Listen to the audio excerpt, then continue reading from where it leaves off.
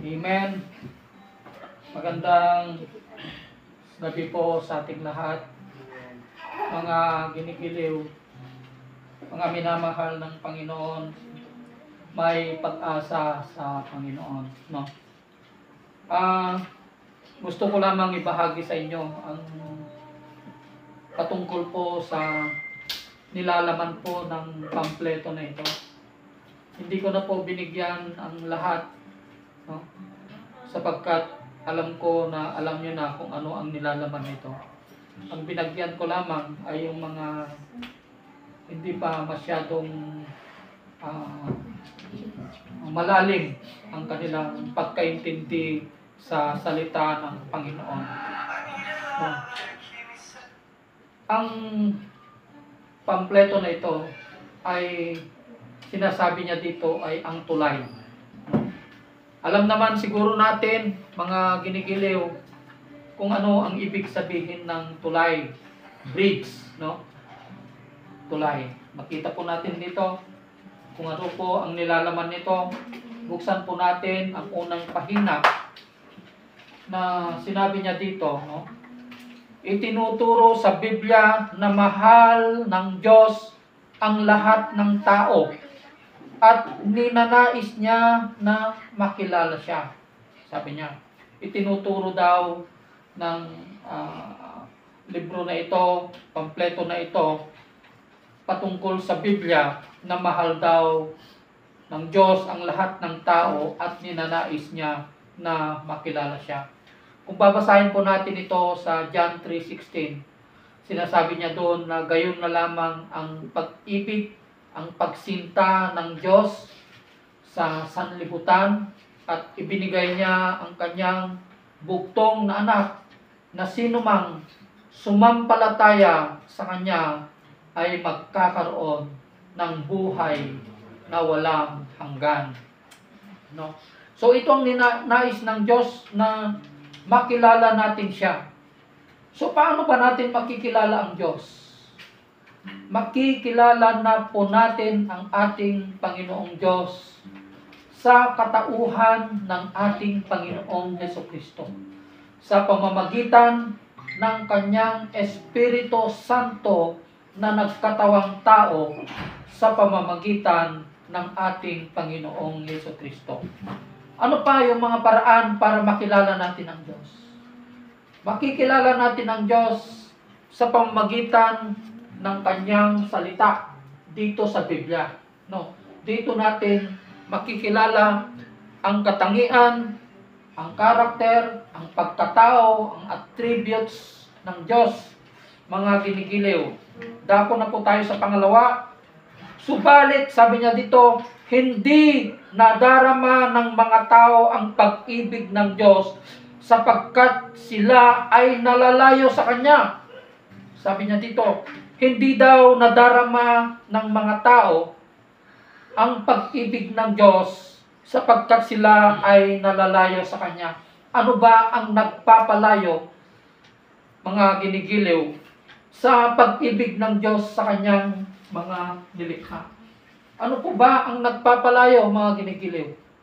Ito ay kasalanan.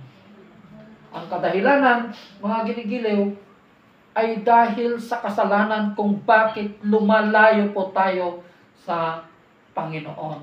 At yun ang nagpapahiwalay sa atin sa Diyos dahil sa kasalanan. No?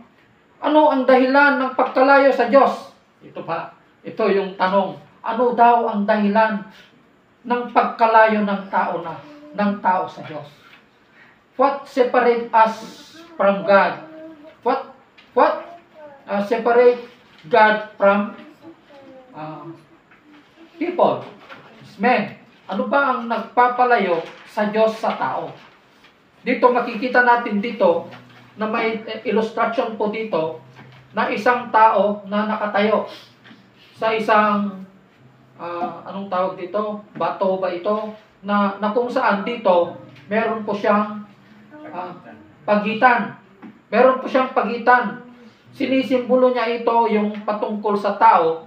At ito naman, wala po tayong nakikita dito na yung bato rin na nakaganyan ay yung Diyos, mga ginigiliw. So, buksan ulit natin yung next page. Sinasabi niya sa Isaiah, sabi niya dito, 59:2, na ang kasalanan ng tao ang dahilan ng pagkalayo sa Diyos. Yun ang sinasabi ko kanina na ang pagkalayo ng tao sa Diyos ay dahil sa kasalanan. What separates us from God is sin. Sabi niya po sa Romans, lahat ng tao ay nagkasala.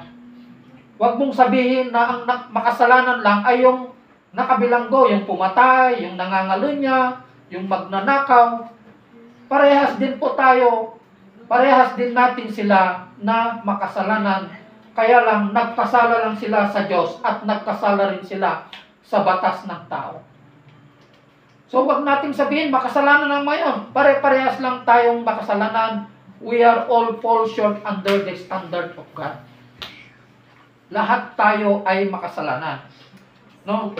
So, dito, ang sabi niya sa Romans 3:23, ay dito na pala, sapagkat ang lahat ay nagkasala at walang sino mang karapat-dapat sa paningin ng Diyos. Wala daw sino man karapat-dapat sa paningin ng Diyos sapagkat lahat tayo ay nagkasala. Yung ibig sabihin dito na kasalanan, mga ginigiliw, yun yung kasalanan na minana natin sa ating mga ninuno, kina Adan at Eva. Diba? Yun ang kasalanan na minana po natin. Kaya kapag ang bata ipinanganak, nasa kanya na ang kasalanan, minana na niya ang kasalanan ng ating mga ninuno, mga ginigiliw. At saan humahantong ang pagkalayong ito? Sabi niya, saan ba hahantong ang pagkalayo natin na ito sa ating Panginoon? Makikita natin dito yung tao at saka yung isang bato dito, mga ginigiliw, ay ang Diyos. At ito, yung pagitan nito, ay ito yung kasalanan. Ito yung gitna, yung kasalanan. Diba? Ito ang dahilan kung bakit tayo nalalayo sa Diyos dahil sa kasalanan. No? Dahil sa kasalanan. So, ano ang dapat nating gawin upang sa ganon ay makatawid tayo? Makatawid tayo, makapasok tayo, makarating tayo sa Diyos. Sa kabilang dako, di ba? Para makarating po tayo sa kabila, mga ginigiliw. Dahil may pagitan po. Yung pagitan na ito, yun ang kasalanan. Na ito ang nagpapalayo sa atin at ito rin ang nagse-separate sa atin sa Diyos sapagkat ang Diyos ay banal, mga ginigiliw. Okay? Punta na po tayo sa next. No? Sabi niya dito, no? Ang pagkakalayong ito ay humahantong sa kamatayan. At yung pagkakalayo na ito ay humahantong daw sa kamatayan. Alam niyo ang ibig sabihin ng kamatayan na binabanggit dito? Hindi yung kamatayan na physical. Ang kamatayan na binabanggit dito ay walang iba kundi ang ano yon? Eternal damnation, impyerno, ang sinasabi niya dito. Yun ang sinasabi niya na kamatayan. Sapagkat ang lahat ng tao mamamatay. Mamamatay po tayong lahat. 'Di ba? Mamamatay ang lahat ng tao except sa mga mararapture, no? So, sabi niya dito sa Romans, no, 6:23. Sapagkat ito ang bad news na sinasabi. Sapagkat ang kabayaran ng kasalanan ay kamatayan. So, ibig sabihin, dahil makasalanan tayo, nalalayo tayo sa Diyos, impyerno ang bagsak natin. Impyerno tayo lahat. Dahil sa kasalanan. Yun ang bad news. No? Yun ang bad news. Dahil sa kasalanan, lahat tayo deserve nating pupunta sana sa impyerno. Ngunit, sabi niya dito, ito ang good news. Ito ang magandang balita. Sapagkat ang kamatayan, ang kabayaran ng kasalanan.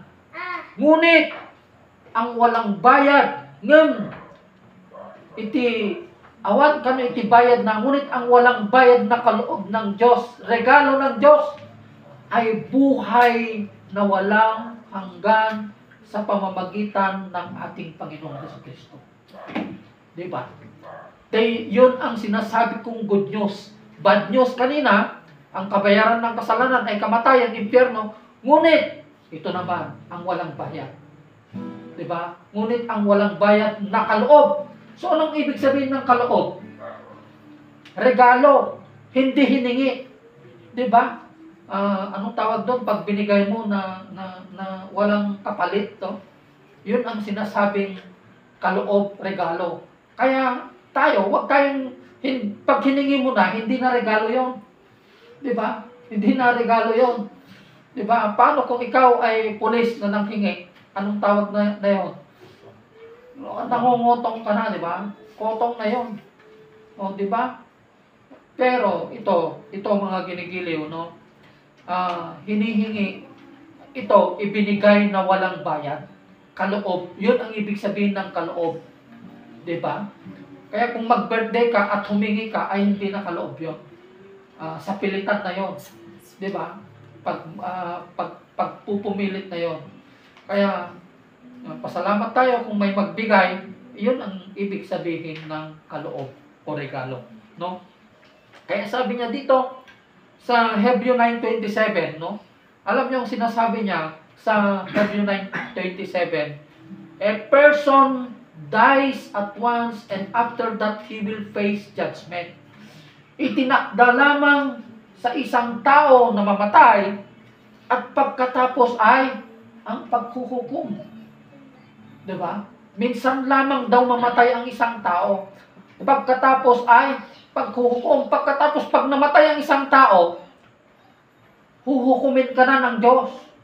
So, sabi ko kanina, ang kabayaran ng kasalanan ay kamatayan.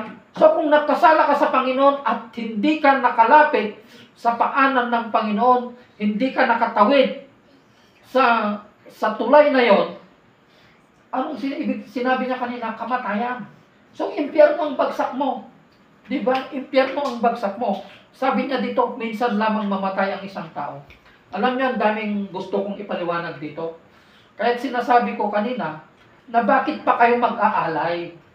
Di ba? Nag-aalay ka. Yung mga inaalay natin na yung mga itlog, ano pa, yung mga sigarilyo, alak, mga dikit, kung ano na, di ba? Sabi niya dito, pag namatay ang isang tao, hinatulan ng Diyos. Paano siya makakabalik? Nakakainin na niya yung iniatang mo. Ngayon, sabi niya, hinatulan na siya ng Diyos. Hindi na siya babalik. Sapagkat hinatulan na ng Diyos, yung tao na dinala mo sa sementaryo, magiging lupa yon, babalik sa alabok yon. Babalik siya sa alabok. Kaya nung nakilala ko ang Panginoon, yung nalaman ko ang katotohanan na ito, hindi ko na binisita. 9 na taon na po na hindi ko binisita ang ano yun? Puntod ng nanay ko. Wala nang kwenta yun. Alam mo ang laman nun? Alam mo ang nilalaman nun? Mga kwan na lang, lupa at saka yung buto na yun. Kahit luluhod ka pa yun na makikiusap, wala nang makikinig sa'yo. Ito ang sinasabi niya, a person dies at once and after that he will face judgment. Kaya hindi natin alam yung mahal natin sa buhay. Dahil hinatulan na, pag namatay ka na, hahatulan ka na ng Panginoon. You stand on the chamber of God, tatayo ka doon. Di ba? At sasabihin niya, babasahin niya kung ano yung hatol niya sa'yo. Kaya kung natatandaan niyo yung mga sinasabi ko sa inyo, na yung salita ng Diyos na inaayawan mo ngayon, yung salita ng Diyos, yung Biblia na inaayawan natin, ito ang huhusga sa atin pagdating ng panahon na haharapin na natin ang kamatayan. Tatayo tayo dun sa harapan ng Diyos, idedepensa natin yung sarili natin.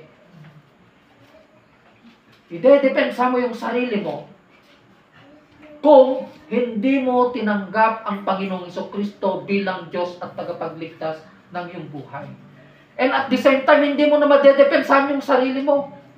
Sapagkat ang Diyos, God is holy God. Holy po ang Diyos. God is a God of just and fair. Lahat ng desisyon ng Diyos, fair yan. Wala siyang kinikilingan. Base sa kanyang salita, doon makikita ang kasalanan ng tao.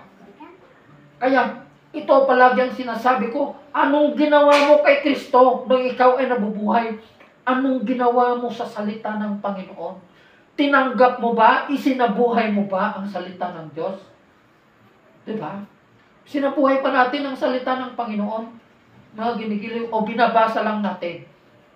Diba? Ngunit hindi natin isinabuhay ang kanyang mga salita, mga ginigiliw. So napakalinaw po na minsan lamang mamatay ang isang tao at pagkatapos ay ang paghuhukom.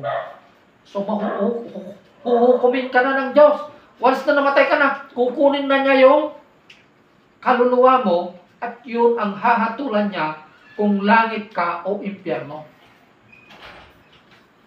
Langit o impyerno ang bagsak mo. Diba? Langit o impyerno ang bagsak mo.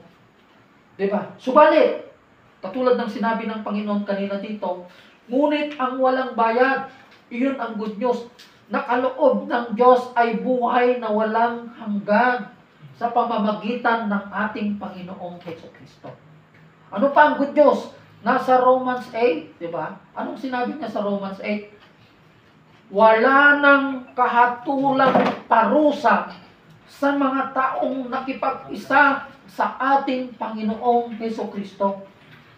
Hindi na daw tayo hahatulan ng Diyos. Katulad ngayon, tinanggap mo ngayon ang Panginoong Jesucristo bilang Diyos at nakapagligtas ng iyong buhay at kaluluwa.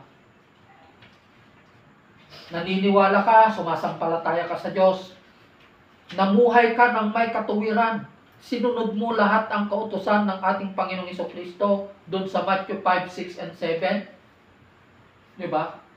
At kung namatay ka, hindi ka natatayo sa harapan ng Panginoon upang magdepensa doon at upang babasahin kung ano yung hatol sa'yo.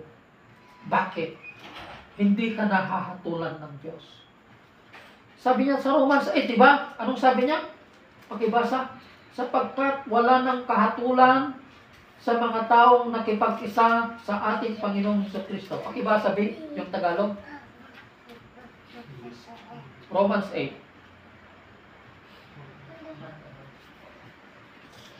Ikaw, ang pangalan mo, Dennis? Dencio? Romans 8.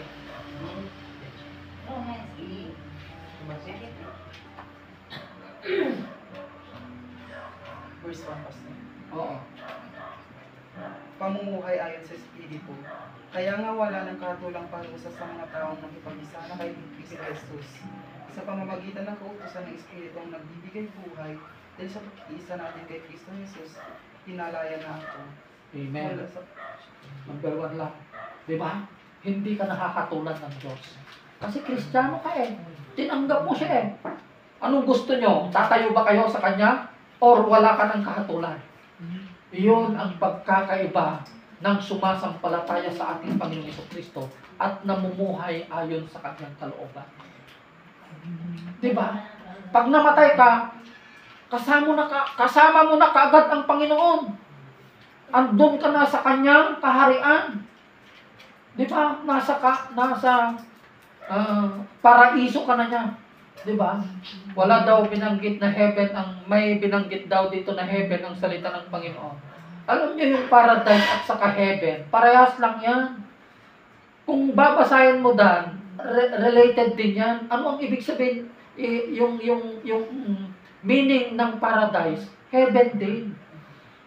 Diba?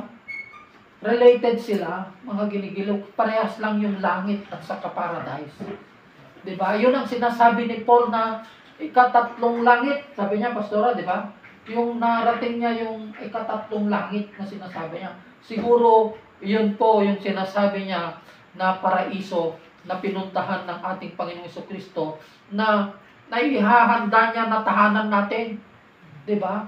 Mauuna na ako, sabi niya, 'di ba? 'Yun ang sinabi niya sa John 17. Hindi yata John 17 eh. Mauuna na ako doon para ihanda ko ang inyong tirahan. Alam mo, yung tirahan mo doon, gold lahat. Yung inaapakan ng paa mo, gold. Diba? Lahat. Rubies, pearl, andun lahat. Mga giligiliw.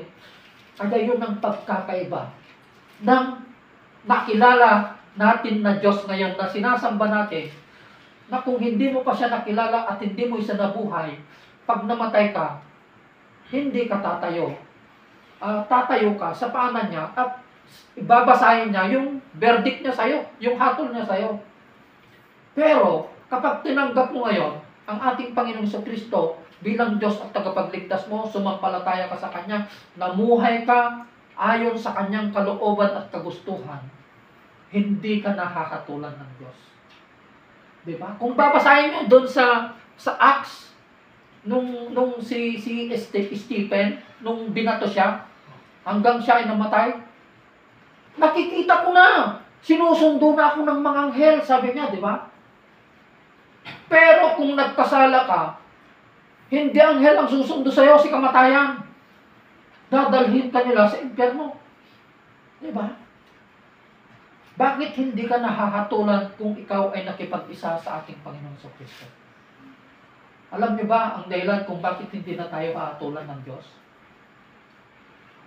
Dahil meron na pong nahatulan sa atin 2,000 taon ang nakakalipas. Sino ang nahatulan sa ating mga kasalanan? Si Jesucristo, nung siya ay ipinako sa krus. No? Nung siya ay ipinako sa krus, mga ginigiliw, inako na niya ang lahat ng kasalanan natin. Diba? Kaya yun ang magandang balita, mga ginigiliw. Kaya dito, dadako na po tayo dito, mga ginigiliw. Kaya sabi niya dito sa 2 Thessalonians 1:19, ang magiging parusa nila ay walang hanggang kapahamakan at pagkawalay sa Panginoon at sa Kanyang kalwalhatian. Walang katapusang parusa sa impyerno, sabi niya. Nabasa niyo, di ba? Mababasa niyo po sa page 6. Yun ang walang katapusang parusa sa impyerno.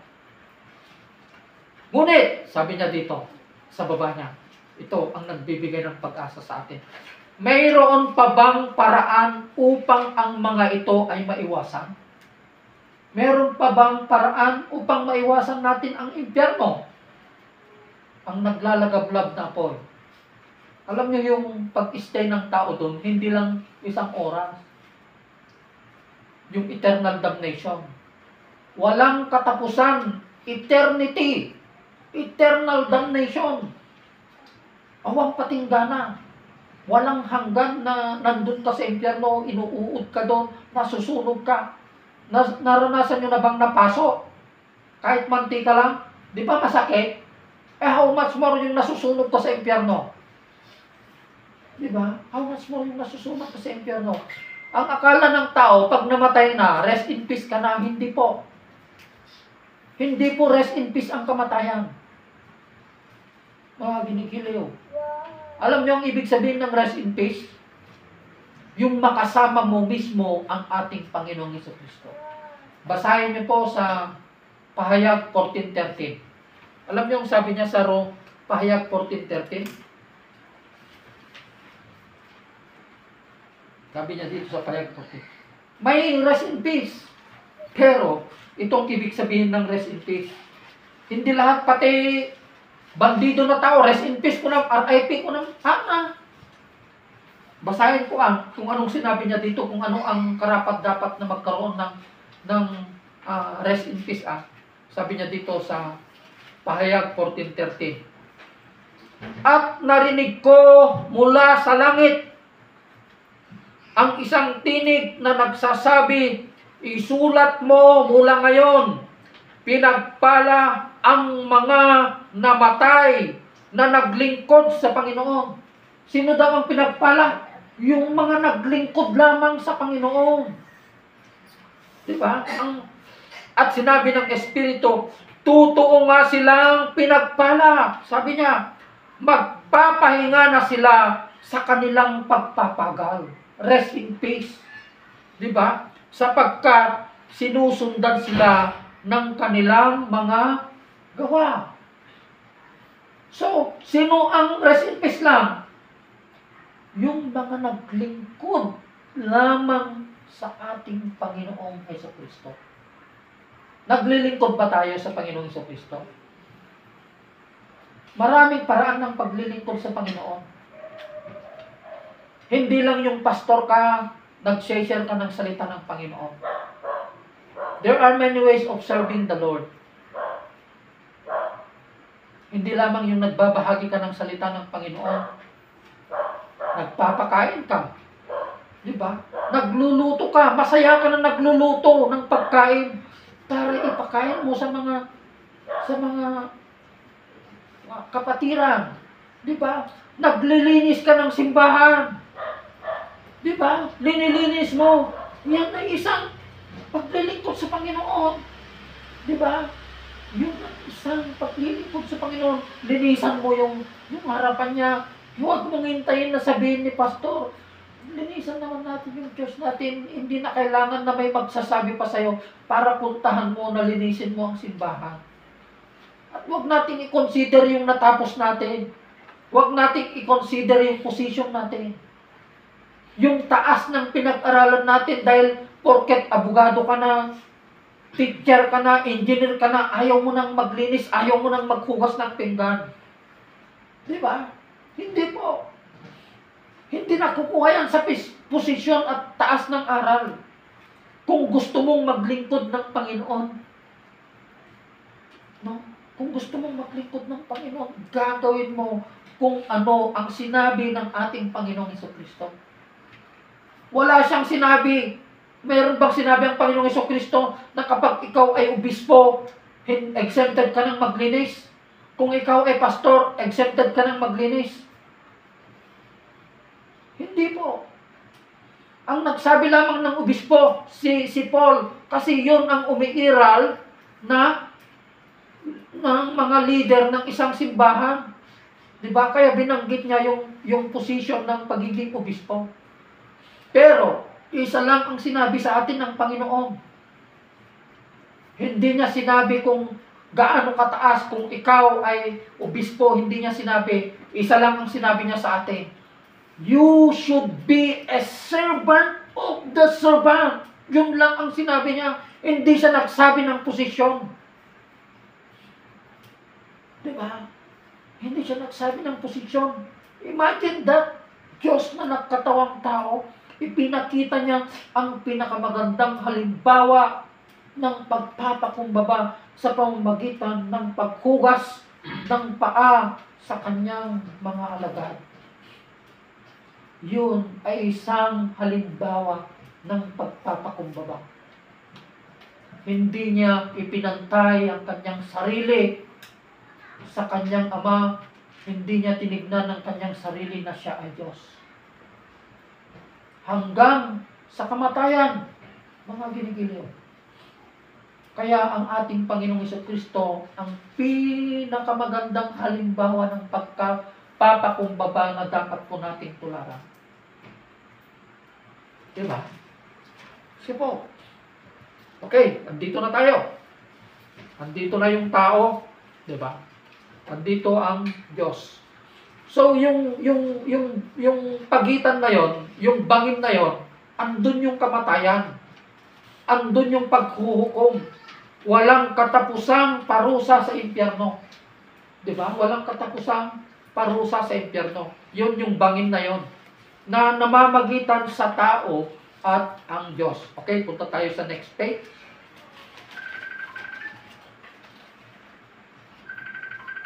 Ito na ang kasagutan, mga ginigiliw. Oo, sabi na dito, sa pamamagitan ni Jesucristo, sabi niya, ang anak ng Diyos, siya ay namatay para sa ating mga kasalanan upang sa pamamagitan niya tayo ay makalalapit ng muli sa Diyos. Ibig sabihin, siya lamang ang maaring maging tulay ng tao patungo sa Diyos. Makikita natin dito, ito yung krus. Yung dating bangin, andito ang ating Panginoong Kristo. At yung krus na yon, yung pag-ako ng ating Panginoong Kristo sa ating mga kasalanan. At ang ating Panginoong Kristo, siya ang nagiging tulay upang makalapit po tayo sa Panginoong Kristo. Makalapit po tayo sa ating Panginoong Diyos, sa ating Panginoong Kristo. Diba? Siya ang dahilan ng ating para makalapit tayo sa Diyos sa pamamagitan ng ating Panginoong Kristo, sa pamamagitan ng pananampalataya natin sa ating Panginoong Kristo. Paano ba tayo sumampalataya? Kasano ti mangurog? Ano ba itawit? Iba na lang eh. Ito ti parang na di mangurog. Mangurog ko ngayon, te. Mangurog. Mamati. Amoy iti bagpet na sa uwan, Ilocano kon. Alam niyo ang ibig sabihin ng paniniwala o pangmati? Mangurog. Ti kaya nasa uwan ti pangmati. Isu iti panamatim iti sao iti Diyos. Dahito iti paggapon ti pangmati. Hanga din ang nagmulang kinilolom kini lola. Muno ti tatang mga da Diyos. Dahil din ang nagmuhang paypaisong na Diyos tayo. Baka nagaramid na lang iti Diyos di pampanunod da. Nag-create na lang ti sarili da nga Diyos. Kasi baka ka nag-create da ata. Among ti tao, nung dumagaramid dita si gumawa sila, nag-create sila ng sarili nilang Diyos sa kanilang utak. Bakit? Kasi kung totoo yung Diyos na pinaglilingkuran nila, natatakot ka ng magmura. Natatakot ka ng gumawa ng kasalanan. Kaya, kung kaya mo pa rin gumawa ng kasalanan, ibig sabihin, yung Diyos na sinasamba mo, yung Diyos lang narinig mo, hindi yung Diyos na nandito sa salita ng Panginoon. Kasi kung totoo yung Diyos na pinagbumulan ng Diyos na sinasamba mo, natatakot ka ng magmura. Natatakot ka ng gumawa ng kasalanan. Diba? Kaya, ulitin ko, ang pananampalataya, ang pamati, nang gagaling lamang yan sa salita ng Panginoon. Nasa Romans 10:17. Faith comes from hearing and hearing the word of God. Diba? Ang pinanggagalingan lamang ng pananampalataya natin, nandito sa salita. So kung hindi nyo binabasa ang salita ng Diyos, sinong pinapanampalatayaan ninyo? Sinong sinasamba nyo na Diyos? Nandito ang Diyos na sinasamba natin. Sa Biblia, ito yung sinabi niya. Kaya nga sinabi niya dito sa John 6:63, my word is a spirit. Ang aking salita ay espirito. Makapangyarihan ang salita ng Diyos. Spirit. Espiritu ang salita ng Panginoon. Dahil ang salita ng Diyos, binabago niya ang buhay ng isang tao. Diba? Binabago niya ang buhay ng isang tao, mga binikiling. So dito, pagpatuloy natin. So, yung pagitan na yon, yung kamatayan na yon, yung impyerno na yon, sinalo ng ating Panginoong Kristo, ito, yung nagiging krus. Siya ang nagiging tulay, daan natin upang makalapit po tayo sa Diyos sa pamamagitan ng ating Panginoong Kristo. So, anong ibig sabihin? Magiging matuwid lamang ang isang tao sa pamamagitan ng kanyang pananampalataya sa ating Panginoong Kristo. Hindi yung pagpasok mo sa simbahan, matuwid ka na. Yung pagbisita mo ng sinasabi nilang 7 iglesia, 7 simbahan, magiging banal ka na, hindi. Walang silbi yun. Walang silbi na binisita mo yung 7 iglesia, 7 simbahan, kung hindi mo naman nakikita yung kapwa mo na walang makain, walang damit, walang tirahan. Ang kabanalan ay masusumpungan lamang natin sa pamamagitan ng pagtanggap natin sa ating Panginoong Jesucristo bilang Diyos at tagapagligtas ng ating buhay. Yun ang katuwiran. Yun ang nagpapabanal at upang makamtan natin ang katuwiran ng Diyos. Sasampalataya tayo sa ating Panginoong Jesucristo. Yun ang sinasabi niya sa Matthew 6:33, "Seek first the kingdom of God and His righteousness." Ano yung sinabi niya? Hanapin daw natin ang kaharian ng Diyos. Ano ang kaharian ng Diyos? Ano ang kaharian ng Diyos, B? Pastor? Ano ang kaharian ng Diyos? Si Jesus Christ. Jesus Christ is the kingdom of God. Yun ang sinasabi niya, seek first the kingdom of God. The kingdom of God is Jesus Christ. And His righteousness. Yung righteousness niya. And everything will be added unto you. Diba? Yun ang sinasabi niya dito na katuwiran natin. Ang katuwiran natin ay walang iba kundi ang ating Panginoong Jesucristo. Naintindihan niyo na? Napaka-clear yung pag-explain ko, di ba? Hindi na yung pagpunta sa simbahan, ha? Ako na, mabaling ko man tagbasolan. Kung kunaya, ano mapang kay simbahan? Nagkapuna man di simbahanan. Awan ti Diyos di simbahan. Awan ti Apo Diyos di dyan. Ayan na Apo, damagin nyo kinaya sa kamuna. Nasaan ang Panginoon? Nasa puso natin. Kaya sinabi niya, pinangalanan niyang Emmanuel because God is with us. Alam nga kung pumasok ka sa church, andun ang si Lord. Umalis ka, naiwan na si Lord doon. Andun na siya, hindi. Sumama si Lord sa'yo. Kasi tinanggap mo na siya eh. Tinanggap mo yung Espiritu niya, nasa iyo na yung righteousness ni Lord. Diba? Kaya nasa puso natin ang ating Panginoong Jesucristo, nasa puso natin ang kanyang banal na Espiritu Santo. So sino ang ano ang nagbibigay sa atin ng katuwiran? Si Jesus lang. Siya lang ang naging daan. Yun lamang ang nagbibigay sa atin ng katuwiran sa pamamagitan ng ating pananampalataya. Pamati kina Jesucristo. Kapag gapon ti pamati, babali ti sa una. Awan ti baga nga naggapukin ni tatang mo, naggaputi sa una. Diba? Isungan mo kaya kung gusto niyo makilala ang Diyos na sinasamba natin, basahin niyo ang salita. Kaya sinabi ko sa inyo, yung Diyos niyo at Diyos ko ay magkaiba. Yung iba, yung hindi pa na tumanggap sa Panginoong Jesucristo. Diba?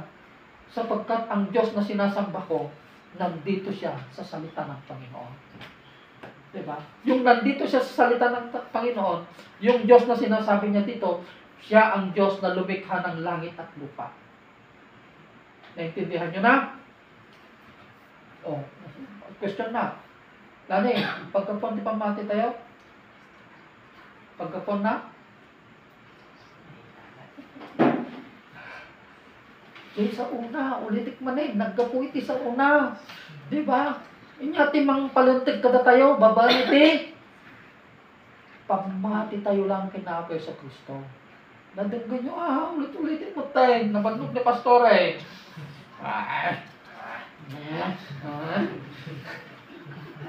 Dito na pala yung kasagutan niya, Yaon lamang mga taong sumampalataya at tumanggap na kay Jesucristo bilang kanilang sariling tagapagligtas ang mga ligtas na. Di inawat tayo isuda di kararag ni Pastor ay sa kada tayo di na minsan nga lawas nga inawat tayo ni Apo Jesucristo kas Dios ken manupot tayo. Ngunit ang lahat ng tumanggap at nanalig sa Kanya ay pinagkalooban niya ng karapatang maging anak ng Diyos. John 1:12 ba yun? O, kita? John 1:12. Imagine ba? Agbalin ka no kan, adda ti karbangamon nga agbalin nga anak ti Diyos, nung inawat mo isuna, akas Diyos kin manupot mo. Kaya, Ang bawat tao kailangang magpasya para sa kanyang sarili kung tatanggapin niya si Kristo sa kanyang buhay. Ito na ang mangyayari. Ang tao, hindi tao, hindi nga datoy, inawat na niya po Iso Kristo, at yung datoy ng bertan dito yung bangin, sumampalataya, namati kanya na, iso nga, nakadanon jay ayan ni ako. Yun ang kadahilanan kung bakit siya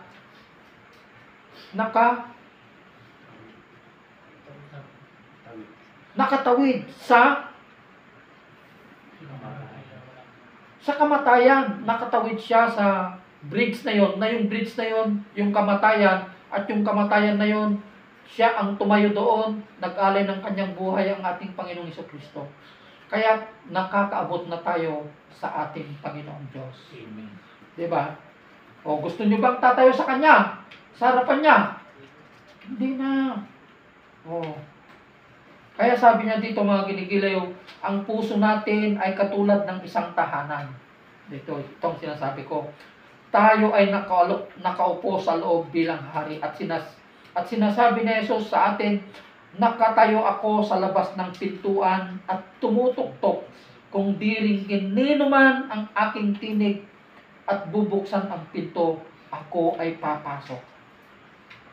Papasok siya sa atin at makikikain siya sa atin. He will dine with us. Sino man timayat ng mga